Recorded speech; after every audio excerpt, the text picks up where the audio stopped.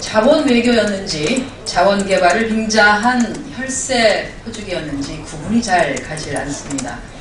이명박 정부 시절에 청와대가 주도한 소위 VIP 자원 외교가 45건에 달하며 그 중에 이명박 대통령이 직접 사인한 게 28건, 이상득 의원이 특사 자격으로 체결한 것이 11건, 그리고 한승수 전 국무총리가 대행한 게 4건 등으로 확인되었습니다. 또한 당시 최경환 지식경제부 장관도 3번이나 동행했다는 사실도 다시 한번 확인시켜 드립니다. 해외 자원개발 사업 계약 때 상대방 정부에게 서명의 대가로 지급하는 서명 보너스에도 3,301억 원을 쓴 것으로 드러났습니다. 이와 같이 대통령과 그 측근이 주도한 퍼주기 자원 외교의 상당수가 문제는 단 한 푼도 회수하지 못한 채 하나하나 종결되고 있다는 것입니다. 정부는 아직 최종적으로 실패한 것은 아니다라고 항변하고 있습니다만 사업이 종결되고 있는 마당에 미래 가치를 제기하고 있으니 그야말로 국민은 기가 찰 노릇입니다. 자원 외교로 이명박 정부 5년 동안 퍼부은 돈이 41조라고 합니다. 차라리 그 돈을 해당 국가의 공적 개발 원조 ODA로 투자했다면 정부와 여당이 그렇게 강조했던 국격 그리고 국가적 위상이라도 높아지지 않았을까 하는 안타까움마저 듭니다. 이러한 자원 외교, 국부 유출, 퍼주기 사업에 대한 국정조사를 더 이상 미룰 이유가 없습니다. 새누리당은 국민적 의혹으로 가득한 사자방 비리, 국조를 더 이상 외면하지 말고 국정조사 실시에 진심으로 임해 주실 것을 다시 한번 촉구합니다. 정부가 오는 21일 검찰, 경찰, 군검찰, 감사원 그리고 국세청 등 100여 명의 규모로 대규모 방위산업 비리 합동수사단을 출범시킬 예정이라고 합니다.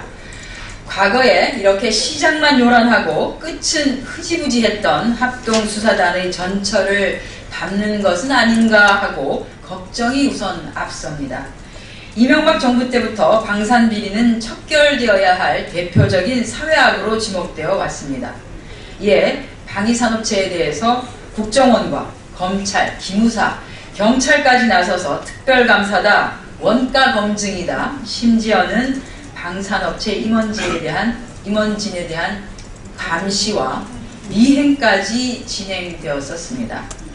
하지만 방산비리가 척결되기는커녕 더 커지기만 했고요. 그 결과물은 통영함이라고 하는 적나라한 실체로 보여지고 있습니다.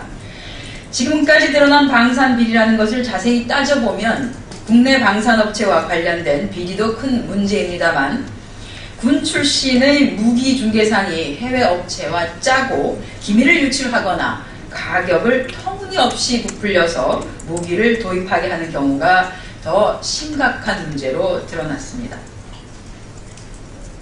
안보 불안을 핑계로 검증과 절차는 완전히 생략한 무기 도입에다가 정치적 논리만 내세워서 무분별하게 추진된 해외 무기 사업, 그리고 정부 주도의 졸속으로 진행된 국산 불량 무기 개발 사업 등으로 문제는 악화되어 왔습니다.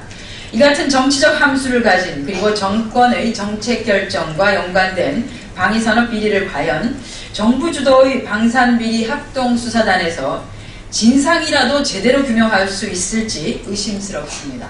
방산비리를 척결하기 위해서는 무기체계 도입과 무기개발 사업 전반에 대한 성역 없는 그리고 총체적인 점검과 조사가 진행되어야만 합니다. 그래서 국정조사가 필요한 것입니다.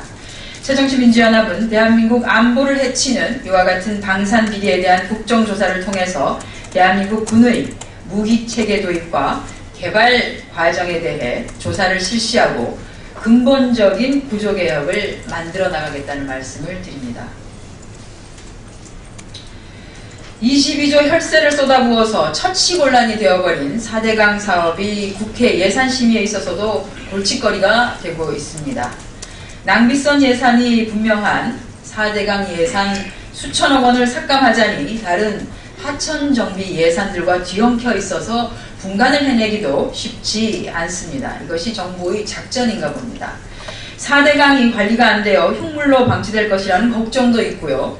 관리에 들어가는 예산이 국가 예산의 고정비용이 될 것도 역시 고민입니다. 더욱이 수자원공사의 부채 8조에다가 이자 비용까지 생각을 하면 머리가 지끈거리고 답답하기까지 합니다.